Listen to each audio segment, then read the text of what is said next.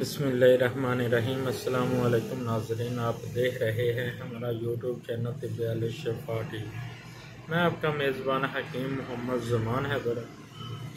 नाज़रीन, मुझे बहुत ज़्यादा मैसेज आ रहे हैं, हकीम साहब आप वीडियो क्यों नहीं बना रहे। तो मैं सबसे कहना चाहता हूँ, पहले मेरे वालिद साहब बीमार थे, अब भी हैं। दुआ करें अल्लाह ताला उनको सेहत तंदुरुस्ती अता फरमाए। तो मेरा बहनोई था, मेरी छोटी हमशीरा थी,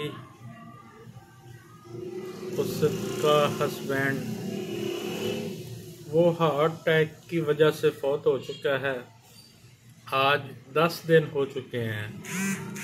तो उसी वजह से मैं वीडियो नहीं बना रहा, ना ही मैं मतलब पर आ रहा था। आज मैं आया हूँ, तो आपकी मोहब्बतों का बहुत शुक्रिया। मेरे भाई के लिए दुआ करें, अल्लाह ताला उनको जन्नतुल फरदौस में आला मुकाम अता फरमाए।